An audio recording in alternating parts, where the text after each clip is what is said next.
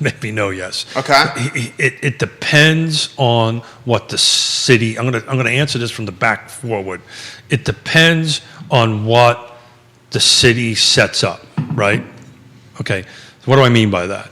So if they turn around and they say, okay, Keith and Jerry, you bought whatever the property is on that end of it.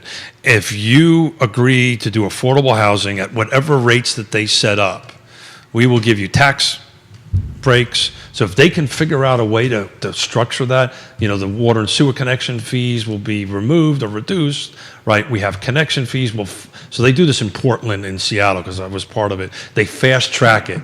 So they fast track the approval process. If you check all the certain boxes that you are hitting 80% or 110% or whatever it is of area median income, and you make this commitment for a certain period of time, 10 years, 15 years, down that way, they'll fast track the project. They'll give you tax incentives. If they come up with a program like that, yes, it'll increase the affordable housing stock. If they don't, it's just going to be market rate. It's just because the numbers will never work, right? The acquisition is high. The going through the process through the city is super expensive, and the cost of time to go through all that kind of great stuff, and it just won't happen. Keith, my friend, it's good to have you back. I have so much that we got to fire at you right now that's on the feed. You have inflation going up, taxes going up, assessments, personal property taxes going up. Yeah, that's something that you highlighted that a lot of people don't talk about. That's actually, I took a look at that this morning. Some of those tax assessment increases are going to be more impactful than the real estate. Are you talking personal property taxes? Yeah. How would you characterize Charlottesville right now, Central Virginia right now? It's interesting. That's a great question because I've been looking at it for 35 years, and I think we're a little, we're kind of a result of our own success, right? What does that mean? Well, what that means is 30 years ago, a lot of this stuff was put into it. People, I don't want this to come out wrong, so I'm going to try to be thoughtful about my words. I have an I Love Charlottesville Virginia hat. Mm-hmm. Yona and I ran every morning down on a Caribbean island. I can't tell you how many people I bumped into and say, hey, I love Charlottesville. I gave out more business cards down in the Caribbean, down in St. Martin, on a French island, than I do walking around the streets down here. Everybody loves Charlottesville. Everybody knows about it. It's constantly talked about. This isn't just nobody knows Lake Monticello, nobody knows Fluvanna County, but they know Charlottesville and this encumbrance. So we've done a really good job, whoever we are, in promoting what we have to offer. Yona and I were talking about this. We were driving in from D.C. yesterday through down 29, and it's just like, how beautiful is this, right? We're lucky to be able to live here. We're lucky to be able to afford to live here. We're lucky to do all that stuff. So it's interesting. It's going to keep on rolling, and I don't see an implosion on the housing market. I think what you'll see, inflation will go up, interest rates will definitely go up, and what it will do is what you're trying to highlight on this show and what you've been trying to highlight on your shows is that the folks who serve us, the folks who take care of us aren't going to live in this area. The people that can't, the low-income folks are not going to be able to stay here. They're going to go out, and unless somebody gets in front of this, and this is what we've been doing for years here, it's going to be what you've been predicting for the last few years. It's going to look a lot like us, and I don't know if I want to stay here if it gets that way, to be frank with you. So Kevin Yancey, I'm going to get to your history comments right now. right now, putting that in the feed. Kevin Yancey is the king of Waynesboro. DMAC, Daniel McDougall has these comments that have come in the decades, and he's in the mortgage business. In the decades, DMAC, I love when you watch the program, in the decades from 1980 to 2009, new home starts averaged 12.5 million per decade. From 2010 to 2019, only 6.9 million were built. Yep. It will take approximately 4 to 5 more years to get back on a more normal home build cycle. And I disagree with that number. That number's low. You think it's low? I know it's low. And I don't, that's assuming all the projects are rezoned, site plan is done, and you're ready to build on it. And he's spot on. If you just take, it's a simple Google search, will say, this is the reason why I just know that we're not in a repeat. We were building about 2 million units a year, plus or minus, up until about 2007, 2008. And that dropped to like 300 or 400. And it just stayed at 3, 4, 5, 6. Now this year we're up over 1 million. Right, we're the last couple of years we're going to do that, but there's such a 5.5 million units short, and we're not keeping up with it. We're not keeping up with it. The comment about 3 to 5 years, that's assuming we've got 5 million units worth of projects ready to go. Right, development's ready to go. I mean, we've got to go through the site. We got to go through the rezoning process, and it's the same here as is in California, as is in Texas, as is in Florida. We have to go through the site plan process, then we got to build it. And oh, by the way, does the water and sewer capacity there? No, maybe yes, maybe no, yes. Then if that isn't there, then that needs to be updated. Is the road infrastructure there? No, we have to upgrade that as a school. So all this stuff is just compiling on it. And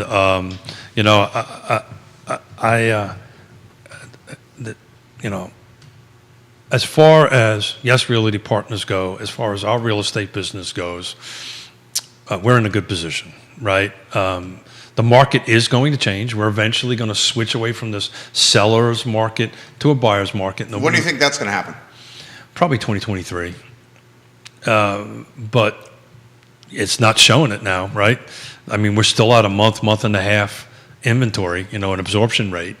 That needs to be closer to 4 to 6 months in our marketplace to get even kind of make that switch over to that.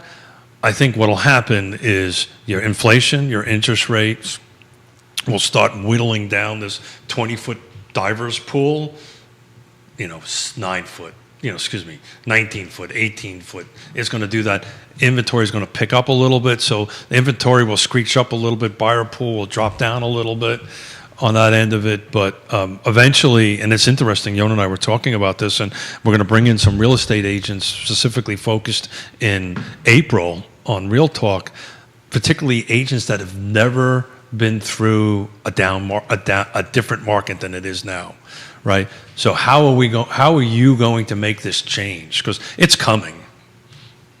It's coming.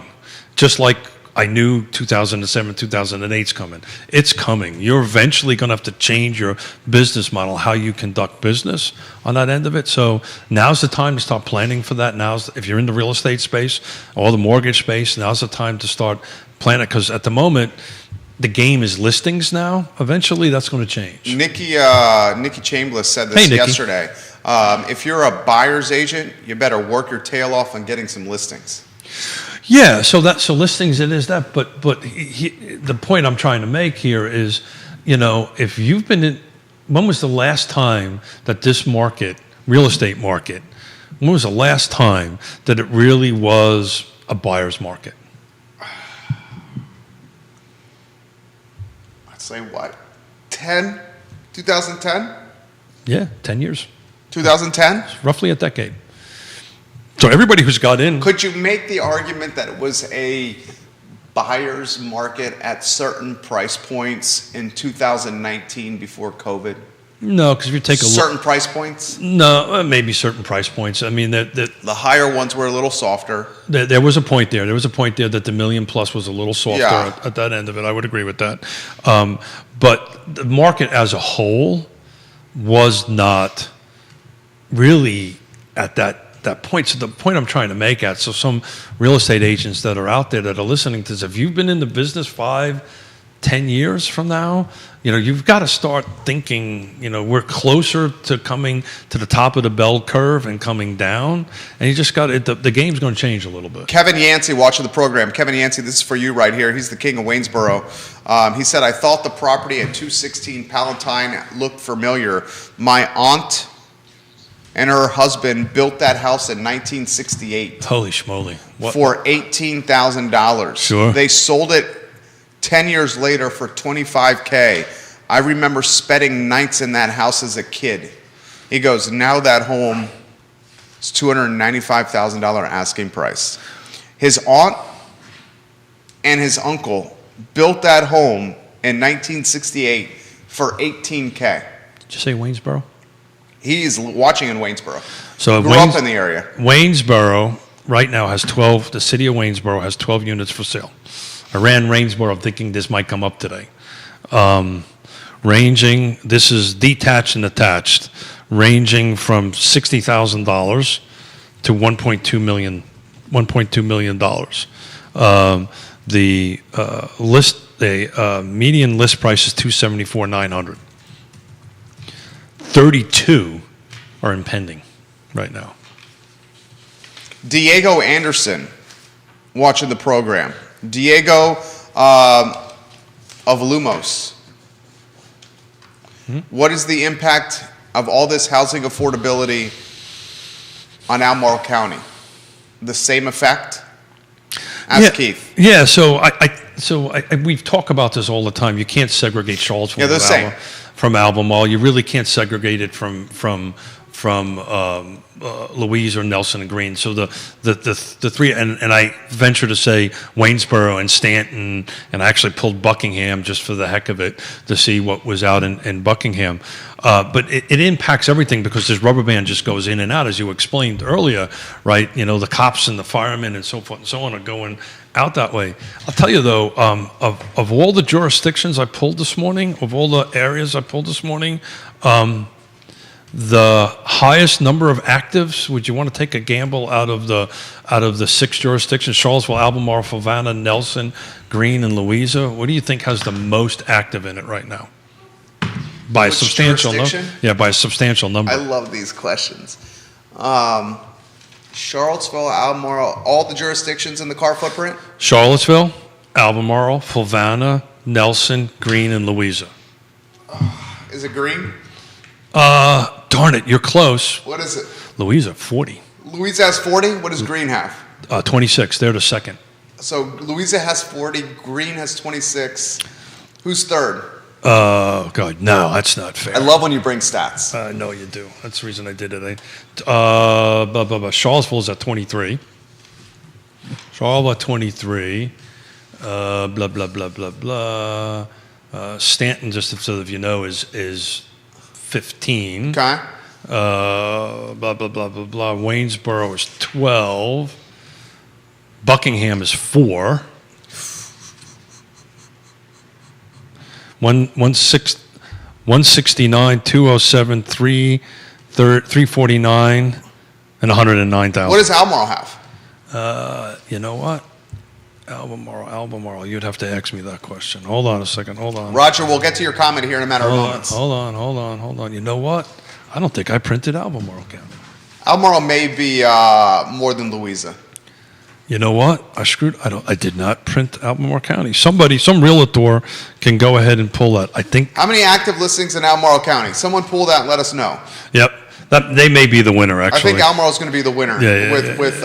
With Louisa having 40, right? Louisa had 40, and I think I just got really excited when I saw that and ran out of time before I think Albemarle may have more than 40. I'm curious if anybody can pull that for us. Roger, what is the number one? Christopher Eagle still watching? Christopher Eagle, can you pull that? Let us know, Christopher Eagle. What I'm looking for, Christopher, is active and pending in Albemarle County, attached and detached, please. Active and pending, attached and detached in Albemarle County. See Eagle. Best trust realtor in the car footprint. What is the number one factor that caused there to be a shortage in affordable housing? Keith Smith, Roger West, that's that question.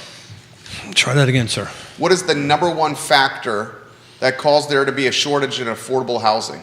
Please ask Keith. Well, I think it goes back to the other gentleman that was talking about the lack of product, the lack of homes to be built. So if you go back and a simple Google search will do that. Prior to the implosion or the great time of unpleasantness, we were consistently building 2 million a year. Daniel McDougall had that comment. 2 million a year, 2 million a year, 2 million a year, somewhere between 1.5 and 2 million.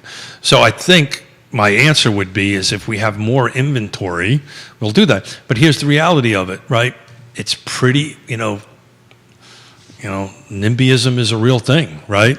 So if a project comes, that's the reason why I think you're going to see, if the city gets it right, and if the city says, look, if you do affordable housing for this, and you check these certain boxes, we will do these certain things for you, that has a better opportunity of changing the matrix on it or the calculus on it than anything. It's the quickest path to completion. If you start going into Albemarle County, even Fluvanna County now, there was 2 projects that got shot down, right?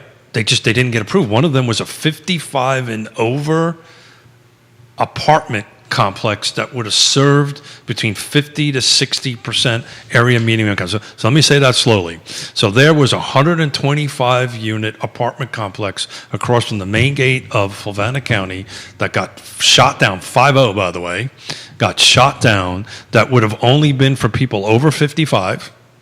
You could not have made any more than 60% area median income, somewhere between 50 and 60 they were going to shoot for. They were going to be 1 to 2 bedroom apartments, have a little bit of amenities for senior citizens, a la Keith and Yona, on that kind of thing, and it got shot down. So think about that. If that project, let's talk about how you can affect the market.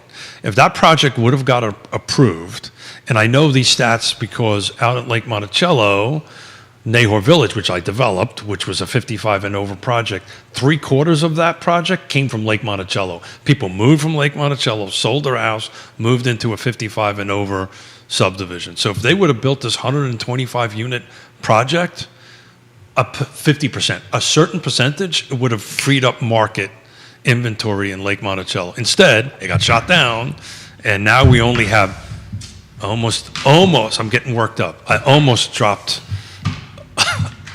a curse. Only Lake Monticello, as we sit right now, have 7 homes on the market. It's ridiculous.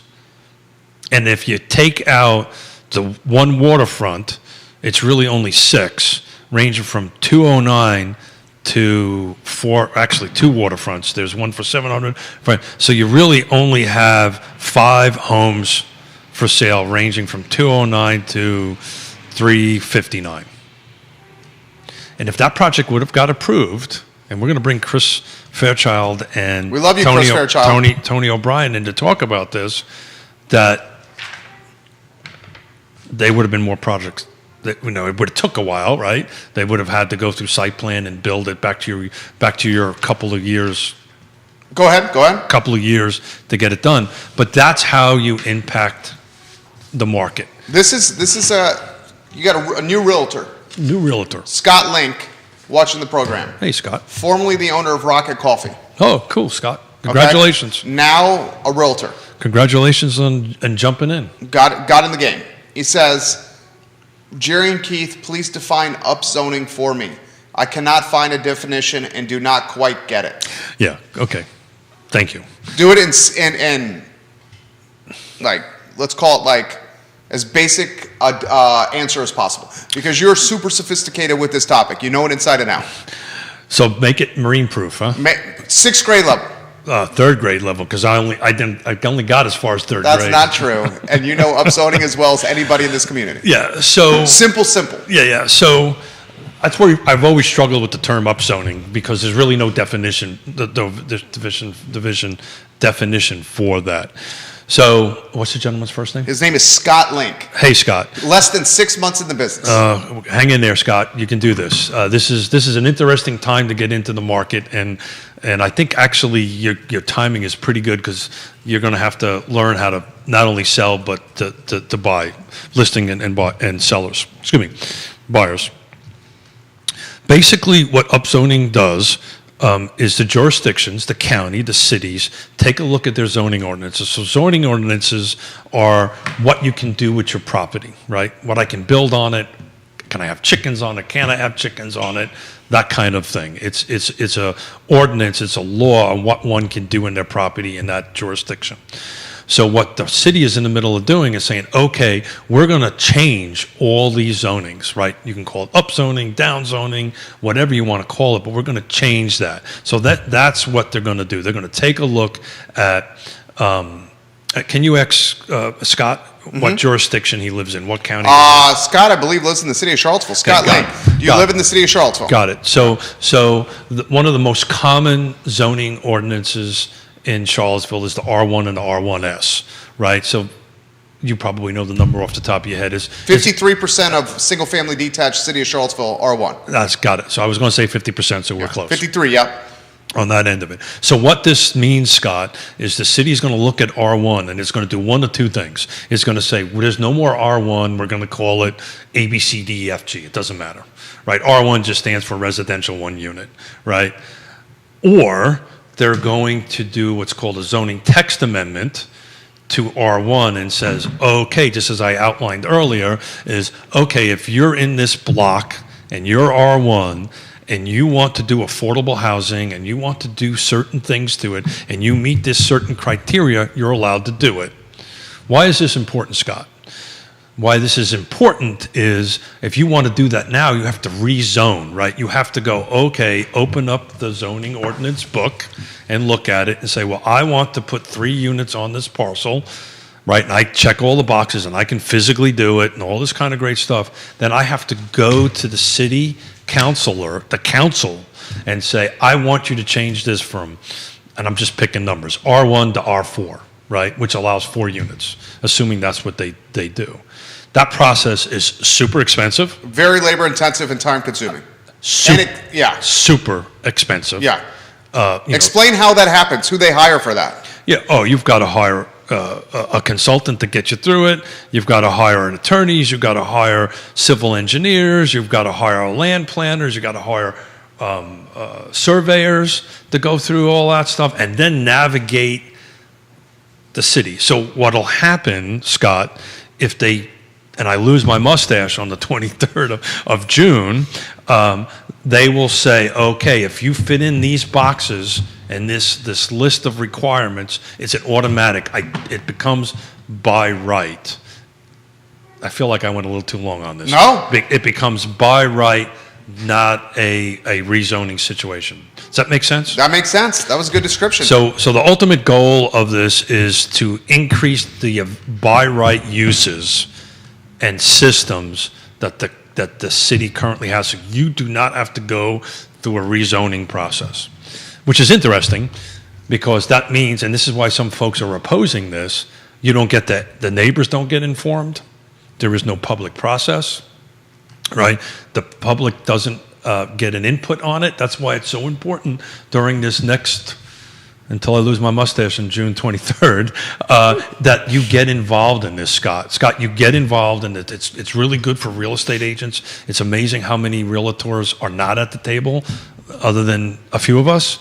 So please get engaged. Please go attend these meetings. So here's a good question. This is a very good question. Why do you not see, so you guys are significant stakeholders in the community, realtors. Why do you not see realtors on city council, board of supervisors, and planning commission? In fact, I'll ask this question. What is the last realtor that you can name that's been on Charlottesville City Council or a board of supervisor or a planning commission? I can't think of one. I can't think of it. Can you? No. Yeah. I mean, Steve Harvey is running, and if he, it's a tough district. We love Steve on the program. Sure. And if he wins, he's talking about potentially a career change. Yeah. So I think the question you're trying to ask me is there a conflict of interest? Is there not? Is there? Is there not? I don't think so. No. How could a realtor vote on a development project? So as long, I know a little bit about this because I'm Yeah. on enough boards and commissions and that stuff. As long, it depends on the conflict policy of the jurisdiction. So let's start off that way. And Neil can chime in this way better than I ever can on this end of it. But I can tell you from my personal experience, unless you're my client, unless I'm an adjoining property owner, unless it impacts me personally or financially directly, I don't necessarily have to recuse myself from that. Now, we're going to have to bring somebody who's way smarter than me. Is that a Commonwealth's attorney question? That would probably be a Commonwealth's attorney's question that will then probably defer you back to the conflict policy of the jurisdiction. Because it would seem to me, and it would just talking out loud, it would seem to Let me. me jump in here. Sure. Why would you not want somebody like me on your? Well, that's what I'm saying. Got it. Especially someone as nuanced as you. Yeah. But I'm trying to see both sides. So I ran for office and lost, and I didn't lose because I was a real estate agent. I lost because of my funny accent. So somebody, right. So here, it would seem to me that guys like you would be good additions to these boards and commissions. Well, that's the reason I sit on a bunch of them. Well, I'm talking about the board of supervisors, city councils. So it's interesting. Planning commission. But I also understand how it may be a conflict of interest if a realtor is on the board of supervisors and is pushing a development through that could lead to listings for that supervisor who's a realtor. So again, we're way outside of our box here, right? And I can just tell you, I don't remember any of them. I think a lot of it is they don't want to put the time and the effort in. Maybe it's a huge time suck on that end of it. But as long as you disclose it, right? And some people just recuse from it. You can recuse from it, but that would be interesting. I don't know what I know other jurisdictions may have real estate agents on it. I just don't know them off the top of my head. So I mean, isn't it odd that we can't think of any, and we follow this very closely? Can't think of any. Right. So Neil, Neil who is well, actually, no. I take that back. Bill Martin in Greene County was a real estate agent. And he actually was the chairman of the Greene County Board of Supervisors at one point. There you go. When was that? He just recently got off. I think the last election cycle was his last election cycle. So it happens. It's more of a time commitment end of it. I will tell you, one of the blessings, and probably saved my marriage, that I didn't win. I get to sit on these boards and commissions, and actually that's where the work is done, is at that level. Not necessarily at the Board of Supervisors level or the City Council level. Well, I mean, if you got counselors who are doing a zoning rewrite, and these counselors have not been in real estate. I'm just talking out loud here. They're doing a zoning rewrite, right? Mm-hmm. That could massively change the landscape of the city. Is that fair? Yeah, totally. And they don't do this for a professional living. Yep. They also, Jerry, aren't accountants either. That's fair. Right? They're also not. That's a fair counterpoint. They're also not traffic engineers. That's a right? fair counterpoint as well. They're also not. They have to rely on staff to educate them and get them up to speed. Well, that's a scary thought. That's what I'm saying. Yeah. Because you have on staff. So this is why accountants. So this is why it's important, and I repeat historically, and I will continue to repeat for my fellow real estate agents, Scott, get involved, right? Go to the meetings, express your opinion to the elected officials on that, express your opinion to the staff, get out there and do that. Well, now, their answer is they hired a consulting company to do this. That's what they've done. Yeah. At the tune of $1 million some odd dollars. Right. I believe, if I remember the math right. Here's another question I have for you. I'm learning from you here. Would the planning commissioners, are they experts on zoning? Oh, you're going to get me into trouble. Okay, here's a good example. Hunter Smith previously was on the planning commission of Charlottesville. Sure. He stepped off the planning commission midterm. Sure. probably because of the workload associated being with the Planning Commission. Well, it requires a lot of time. A lot of time. Rory Stolzenberg replaced him Yep. on Planning Commission. Yep. Rory came into the Planning Commission as someone who was a founder of a food software company Okay. and is now part of a commission that is hugely impactful Sure. for the future of the city. So Is that all? That's accurate. sure. But Jerry, you and I have had this conversation off air. Yeah. Generally, at the commission level, planning commission level, and the board of supervisors, the city council level, you rely so much on staff because you don't have the expertise to do that. They don't have the expertise to do that, but that's okay. That's part of the way this is structured. You're supposed to volunteer your time, your expertise in that, and you go do this. I sit on enough boards and commissions. You sit on a ton. And you always rely on your staff. You always rely on your staff to help you because some of them are the experts. They have the master's degree and all that stuff. I'm just a unique bird, right? You are unique. I'm a unique kind of guy because I've got this experience and I understand both sides. That's what I'm saying. And I can go ahead and help navigate the conversation. But That's exactly what I'm trying to highlight. Yeah, thank you. Is you are as qualified as anybody to do this. Class A contractor, realtor, on how many commissions and boards? Enough. A ton. Enough. Yeah. And you've been doing this for 35 years. A long time. Thanks. Now I feel old. Well, I guess I'm trying to give you props. Thank you very much. I appreciate that. But so what'll happen is you have to invest your time, Scott, other folks, and help educate and help get involved.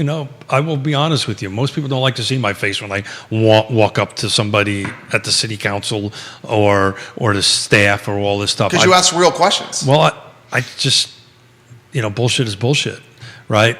But the reality of it is I also understand what they're trying to deal with. I understand how they can get what the struggle that they have, the bureaucracy they have to go through. But to answer the question why more real estate agents aren't on it, look, I think there's a broader question there. Why isn't anybody running, period? Right? It's because it's a thankless job.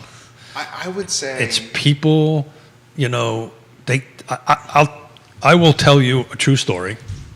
I'm about ready again when I stop pushing stuff away from me. When I was running for office in Fluvanna County in 2009, I had people following my wife and my children around. Yeah, think about that, guys. I had people following my wife and my children around, so much so that I had to get restraining orders against them. I had people go to my daughter's school and haggle them at the school as they were getting on and off the bus. You have to have some pretty freaking thick skin to go ahead and get into this business because it gets personal and it gets personal real fast. And a lot of people don't want to go through that. And by the way, for no money. Yeah, you get paid nothing. For no money, right? And oh, by the way, if you make a bad decision, which I probably made 100 of them during the show. We all make bad decisions. On this show, one of them being the freaking mustache one. I know, God. But on a microphone. On a microphone, and something that you remind me lives on the internet forever. Forever. And Neil's going to call you on that. Yeah, I probably should have spoken French or something. I know. But look, so that's it. But to answer your question back that way, it's less about. I know what you're trying to get to. You're trying to get to why don't you have experts on? That's what I'm saying. On the thing, and I will tell you, the way I'm wired, I just insert myself into it. Well, you're a unique bird. I insert myself into it, and when somebody says, "Well, you're in the business, you've got nothing to say," my first question is, "Well, tell me why." Yeah. Give me a chapter and verse that says I can't say what's on my mind. Why wouldn't we want the source of the source? Directing what's happening. But this is 35 years of doing this. Well, that's what I'm saying. That's what I'm saying. What percentage of leadership on council and the board of supervisors do you think, and this is a broad question, is associated with real estate and development? Hard to characterize? Yeah, it'd be hard to characterize. But a good chunk. Yeah. And certainly the aspects that we highlight the most, or we remember, has the most impact. So again, this is why you want to support Neil Williamson, Sean Tubbs. Love you guys. Read Town Crier Productions. Town Crier Productions. Yeah. Thank you. Daily Progress. I've forgotten the reporter's name. Allison Rabel. Thank you. Yeah. Allison Rabel. Read her stuff. Attend meetings that you can. I know it's hard. I'm super blessed because I have Mrs. Smith who's out. We just got off of vacation. She's out working, and I'm sitting here talking to you. You're working. Danny O'Day, well, that's the entire premise of a trusteeship-based representative government. Sure. We, capital we as collective, recognize there are parts of organizing communities that are difficult and time-consuming, so we entrust them with the responsibility. Part of that job is to consult policy area experts to ensure they make the most informed decisions, and if they fail, that's what the election referendum is when they come up for re-election. That's right. Elections matter. Elections matter. Yeah, so I didn't want to make this about me, but I do get phone calls. I get them. So what do you think about this? And it's only because I've spent 35 years building these relationships up, and it's all relationship based on that end of it. And I will tell you, when they have in front of them, the first thing I always tell them is that this is my opinion. Don't trust what I'm telling you. Go out and verify it. But this is why this won't work. I'm running out of time, I guess. But this whole incentive program that Albemarle County is about ready to put in for the housing, affordable housing, it's not going to work. Which one is that? The one where they're incentivizing the developers, and one of the numbers I think is you got to hit $208,000. It's just not going to work. And instead of, and I will tell you, I wasn't in the room on any of those conversations. If I was, I would have said that on that end of it. But look, you've got to get involved. You're 100% right. If they're not doing it, you let them go. But if you're fortunate enough to get elected, you'll find out you don't have as much power as you think you do. Sitting there, staff runs a lot of this stuff. On that end of it, you get told you can't do this a lot, or this is illegal, or not illegal, but you can't do this. This is not how we do it. Well, I think some of it is not that; is you can't do it. There's a difference by not how you do it. Well, that I don't want to hear. Right, because don't tell me that's not how we do it. Just tell me I can't do it, right? And this is why I can't do it, and then that's fine. But you'll be told you can't do this and you can't do that, and that's super frustrating. Particularly if you talk to some of your first-time elected officials, you want to come in there and you think you can do certain things, and then you find out you can't. I found out I'm more effective on this side of the table than I ever would be on that side of the table. I can get more done. Keith Smith on fire. First time back after a 2-week respite, and you brought it. Thank you. I think it was the latte that kicked in. You brought it, dude. You brought it. Teaser for tomorrow. Toughest question you got was that one right there. Actually, I've got a meeting tomorrow, so Scott's on his own. You're not here tomorrow? I am not here tomorrow. I've got talk about board meetings. I gotta run a board meeting tomorrow. Scott Morris, you're solo tomorrow. Scott Mortgage Morris for the Piedmont Community Land Trust. We got a board meeting tomorrow. How about Friday? Friday, I think I kind of wanted to do the rest of the time together, just you and I. I love it, and we got comments that we haven't gotten to on the program. We went long today because it was great to have this guy back in the house, Keith Smith of Yes Realty Partners, right here on Real Talk. We hope you enjoyed it. It certainly looks like you did. I may show up for Roger says fantastic program. Thank you, Roger. I may show up for the first 20-30 minutes of tomorrow's show. You should. And bail out. Yeah. We haven't had a board meeting in 2 months, and trying to put together 12 people with a time is like, and that's going to be a struggle, right? Just putting everybody together in a room, either virtually, is a struggle. I love it. John Miller, hello. Love you, homie. Thank you, Jerry. Hey, by the way, thank you for covering for me for 2 weeks. Judah, thank you for what you've done for 2 weeks. Thank you to Scott. Thank you to Greg. Thank you to Nikki, Amanda, Quentin for doing all that stuff. Jason and Katie. All these folks that covered for me when we were gone celebrating Mrs. Smith's 60th birthday. It's good to have you guys back. Thank you kindly, guys, for joining us on Real Talk. For Keith Smith and Judah Wickhauer, I'm Jerry Miller. Real Talk presented by Yes Realty Partners. Remember, the I Love Seville show is off today, and we are back in action tomorrow at 12:30 and 10:15 on Real Talk. Hey, thank you for that conversation you're going to have with the police department. Absolutely. Thank you for doing that. Absolutely. It's an important discussion. All right, guys. Thank you kindly for joining us. Hasta luego. So long. Bye-bye. Good job, Judah. Good job, Keith.